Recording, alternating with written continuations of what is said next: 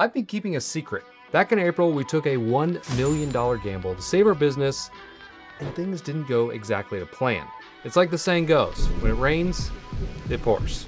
Despite social media making entrepreneurship look like Ferraris and beach cabanas, I'm learning it looks more like short bursts of joy followed by depleted bank accounts and debilitating stress. So come along for the ride as I share one of the biggest decisions I've ever had to make, how things didn't always work out, and talk about what the future holds. This video is sponsored by Mileseey Tools.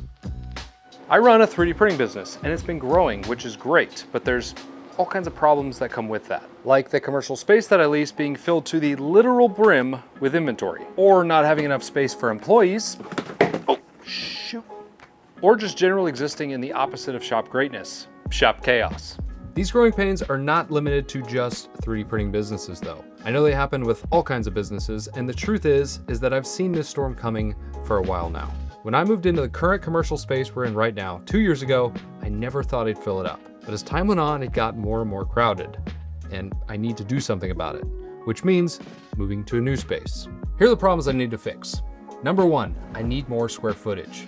Right now, our building is just under 3,000 square feet, including the 500-ish square feet of offices and studio I'm in right now. Number two, I need more storage. Most of our space issues are due to lack of storage for inventory and raw materials. We have pretty low ceilings too, which makes this tough. And finally, number three, I need to plan ahead. If business is growing now, I should assume it's going to continue to grow. So how can I future-proof my plan? As I started thinking about ways to solve for these issues, I came up with basically three options. Option one, stay put and maybe rent a second space nearby, ideally in the same complex where I can transition a lot of the storage to and remove a bunch of clutter. This would be the easiest option since I wouldn't have to move all this stuff and would be also the quickest. The biggest downside obviously is that I would need to shuffle between both locations and I wouldn't have immediate visibility into what I have at one place or another. And it just kind of creates a disconjoined operation, and I don't love that. Option two would be to go find a new larger space to lease that has the space and storage that we need. Ideally at least 5,000 square feet with some taller ceilings for additional storage. And there are some decent options in my area. However, once I looked at what it would cost, it looks like it's going to be around $6,000 to $7,000 per month, which got me thinking, what would the monthly payment be if I just bought a place? Which is where option three comes in. Just go buy something. If I could find something that would work for us and I'd be paying effectively the same, but instead of throwing money away on a lease every month, I'd be at least throwing some of it towards principal and an investment plus the tax advantages, that might make the most sense, at least in theory, right? Well, kind of.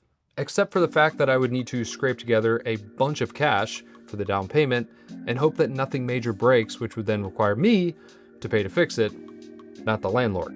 And given my experience with a leaking roof when we first moved into this place, which ended up costing the building owner about $150,000 to eventually fix, that sounded terrifying. So I set off looking for options 2 and 3 until I came across this. A building for sale that was located only about 12 minutes from my house. The space was just over 11,000 square feet, which was way more than I need at the moment, but what's cool is it's currently split down the middle into 2 separate units. And when we found the space, both units were occupied, with one of their leases ending in a few months. So in theory, we can move into one side while the other half is occupied by a paying tenant, which would obviously cut down on the monthly cost of the building. Seemed perfect. We did our due diligence and didn't find any major issues, except for a couple of small roof leaks, which I will admit gave me some PTSD. But after learning that the overall roof was in good shape, we moved ahead with the purchase for a cool $1 million. Now right off the bat, that's a lot of money. And at the time, we were still neck deep in our own backyard project, which was also a lot of money. So after some soul searching and some couch cushion shaking, we scraped together the dough and bought it. Oh boy. Now, the tenant whose lease was ending was an HVAC company, so I approached them and asked if they would be willing to stay on a month-to-month lease through the end of the year, to which they happily agreed. This was right at the end of spring, and I figured that their busy season was coming up in the summer. This gave them peace of mind that they had a place to stay, and it gave me enough time to focus on our busy season, which is the last quarter of the year. Plus, planning for that whole move thing works out perfect. But just 2 short months later, I received notice that the HVAC company had been bought out and that they planned on vacating in 30 days. About 5 months ahead of schedule. Wonderful. It's like Mike Tyson once said, everybody has a plan.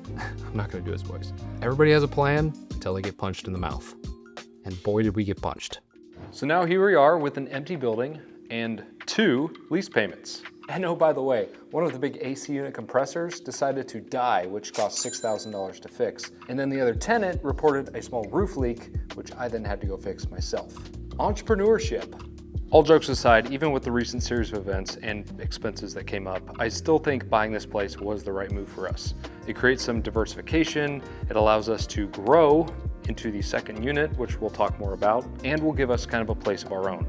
So let me give you a quick tour of the space and we'll talk about future plans. So you enter the building through this sort of glass atrium entryway into the main space that we're in now. And as you can see, it's sort of a general purpose area. The tenant before, again, was an HVAC company that had some sort of display equipment out here. They had some conference tables and just kind of some general work areas. And directly to the right along this wall is where the offices start on these 2 walls here. This first office is the biggest one, which is gonna end up being my personal office. Now this is far too much space that I need for my office, but I'll have kind of prototyping in here as well as maybe some other stuff. As we come out of here and head next door, this is gonna be where the studio lives. And since a lot of what I do is still making videos, having a studio space is really nice. So we're gonna convert this to a very similar looking studio that's in our existing building. And then as we round the corner on this wall here, we've got 3 pretty much identical offices. Not too much to say about these, pretty decent size, but that's about it. And at the far end of this wall, this last of the 3 offices we just talked about, we've got this hallway, which I'll show you here in a second, and then there's a large office that sits right back here. You can see there's quite a bit of room in here, and they've also got their server equipment and sort of electronic stuff stowed away in here as well. All right, now down the creepy dark hallway back here. It kind of feels like this part of the office was an afterthought, but directly through here is the kitchen. That is, if you want to call this a kitchen. Kind of feel like I'm in a cruise ship. It's only about, I don't know, 7 feet wide, small sink, fridge, and that's about it. So we're gonna have to figure something else out in here. Ugh. All right, so this is the big office we already showed you. Next up is the storage room, which as you can see is pretty good size. And the racking they left behind, 4-foot deep shelving that I've already started to commandeer for odds and ends. And of course, all of the various miter saws that we have to store, which we got to find a place to store all these miter saws. Now the last place that I get to show you, which I'm probably most excited about, is the warehouse. So directly outside of the storage door, we go back here into this and all of its high ceiling glory. I mean, can you just see the pallet racks and being able to put pallets up to the ceiling? Magical. So this place is obviously huge and it's probably about the same amount of square footage that we're working with right now. But we've got this big roll-up door so we can take in deliveries and yeah, it's just great. You can see that I've already started using the space to store some of our overflow from our current place, which sort of highlights why we bought the place at all. Oh, one final thing. This door here goes to the common area with the bathrooms that we share with the other tenant. We don't need to see those though. Somebody might be in there. There you have it, 5,000-ish square feet of 3D printing potential. But how much potential? Let's go take some measurements and find out. Now, the truth is, I plan to 3D print a scale model of this building because why not? That's where this Mileseey laser measurement device really comes in handy. If you've ever tried measuring a large space with a tape measure, you know it's kind of a pain in the butt. The much faster way you can do it, especially by yourself, is using a laser measurement device like this S50 from Mileseey. What's great about this is it uses a green laser, which is 4 times brighter than red beam laser measures. This makes seeing the laser dot from across the room easy, but also means you can use this thing outside even on the sunniest days. This S50 really shines when it comes to measuring complex environments though. Think dark materials or low reflective surfaces. This means you can keep moving no matter where you are. With a range of up to 400 feet and an accuracy of a 1/16 of an inch, measuring out this building just took a couple of minutes. But what really impressed me were all of the features baked into this bad boy. But my favorite by far is the point-to-point feature. I can set this on a tripod and point the laser at 2 different locations and it will instantly tell me the distance between those 2 points. I don't even have to move. This is great for something like hard to reach areas up high because anytime I can avoid a ladder, I'm all for it. So if you're looking for a measurement hack for your next project, you should check out this S50 from Mileseey. I've already found excuses to use it for all kinds of things around the shop, and you can grab one while they're on sale too. head to mileseey.com or click the link in the video description. All right, once I had all of my measurements written down, I jumped into CAD and started modeling the space in 3D.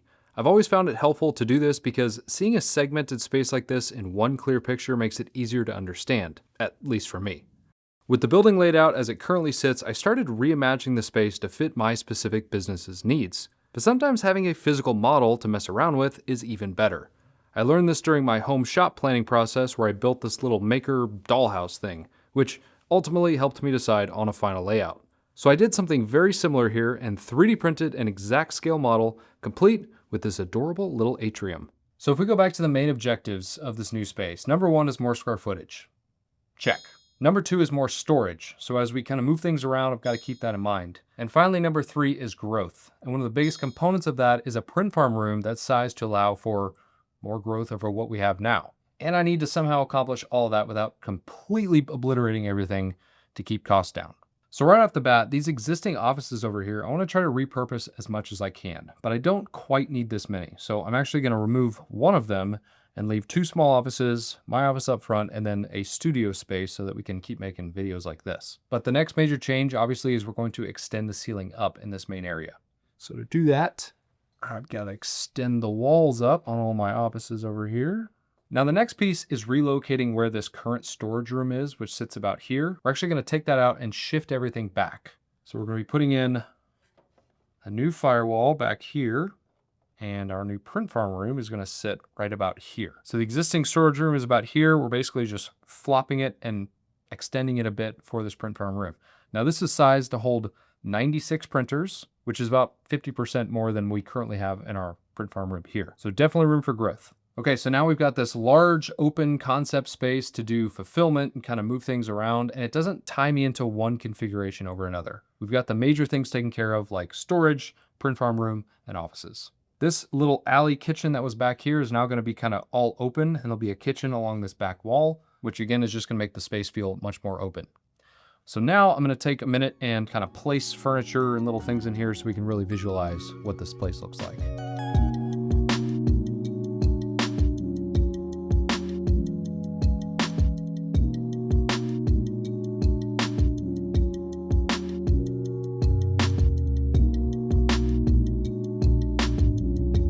All right, until we arrive at something like this. All right, let me kind of walk you through this area as I have it set up right now. As you walk in the front door, there's a big open area, which is, again, a multi-use sort of flex space.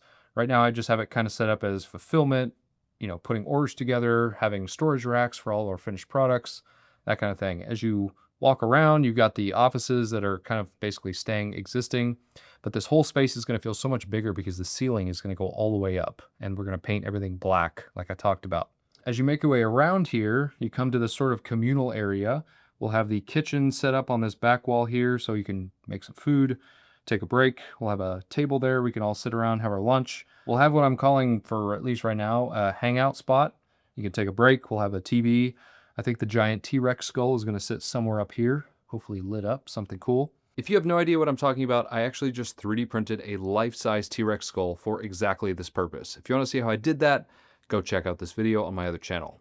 From this area, you can actually look directly into the print farm room. There's going to be a big plate glass window that kind of looks into all the printers there, so you can keep an eye on things and just kind of generally see what's going on in the farm. This back hallway here is going to be some conditioned storage. So we're going to have big, tall shelving that's really deep to keep all of our raw materials that we pull to this area. So again, those tall ceilings are going to be really nice compared to what we have now, which are 8-foot ceilings.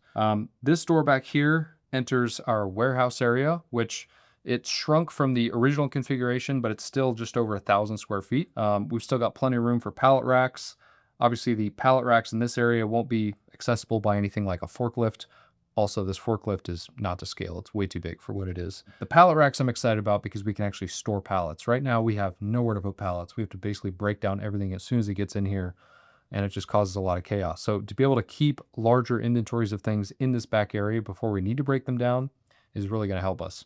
This is the big roll-up door that gets outside. We can take deliveries right into this area, which is going to be nice. And this doesn't have to be obviously conditioned like the rest of the space. So we'll set up some heat here so that, in the winter we can stay warm, but it doesn't need to be air conditioned. And then finally, this back doorway here is the existing door sort of into the common area with the bathrooms. The print farm room is going to have a low drop ceiling and will be conditioned as its own zone. So I'll be able to really control humidity, which is the biggest factor in a print farm. And we're also going to wire it for 16 20 amp circuits for the eventual load of 96 printers in this space. So yeah, this is V1. And of course it looks open and airy now, but I know after we move in, it's going to start feeling cramped. So like I mentioned at the beginning of the video, there's a whole other half of the building over here that's currently occupied by another tenant, and their lease has about 2 years left on it. So in theory, if we outgrow this space in that 2-year time, we could expand, basically double our footprint into the building that we now already own. So that opens up a lot of possibilities. We can sort of blow out this door, relocate this hangout spot, have an entryway into this other area, and utilize all of that space. So I think we've nailed everything on our original list. We've definitely got the square footage, we've got tons of storage space, and obviously room to grow. But space isn't the only consideration. A big factor is workflow, specifically how people and materials move throughout the space efficiently. Like, what does the flow of raw materials look like from delivery back here to the print farm room where it's going to eventually be used? And what about shipping and fulfillment? Where are products stored, packaged, and shipped out from? I made this look kind of easy, but in reality, I played around with lots of different layouts to try to optimize this, knowing how we do things today and how they might change moving forward.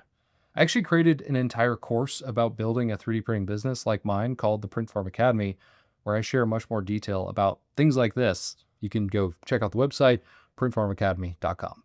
But overall, I'm really stoked, and it feels like such a huge upgrade versus what we have now. I tried to improve some of the things that are bottlenecks for us in the current space, like our fulfillment station, which is currently up against a wall, so really only one person can use it at a time. And when I set it up, that was the case, but now we've got multiple people trying to use it, and it creates sort of a logjam. So in this new space, we've got this long bench here that's twice as long as ours is now, and it's accessible from 2 sides. So really, 2 people can effectively be working in parallel, which should speed things up. I'm also trying to rethink the entire workflow of converting raw materials into finished goods and where those finished goods are in relation to where you use them in the fulfillment station. So just little things like that should all add up to a much more efficient process. This new setup should allow us to produce more, store more, and support more staff if needed. Just generally grow. The next step is to figure out how to transform this space into my vision, like opening up the ceilings, adding the cool finishes, just making a cool space to work in. It's gonna take some time and of course, more money. But I think in the end, it's gonna be worth it. I'm gonna be detailing that transformation over on my other YouTube channel called Print Farm Academy, where I'll kind of share the process of building a print farm from scratch. So if you're not already subscribed over there, go do that. But I wanna know what you think. Leave your ideas down in the comments. There's something I'm missing or maybe a cool idea I'm not even thinking of. And can I just point out the obvious arms race going on with YouTube makers right now? Ever since I built my home shop, it seems like everyone's trying to one-up it. Starting with Drew at Whitworks, doubling my square footage with his metal shed shop. Then you've got Brad at Fixes Build That, building a 5,000 square foot mega shop. And now even Cam at Blacktail Studio is getting in on the mix. So the real reason I bought this place, which is 11,300 square feet, is to one-up those fools. Your move, gentlemen.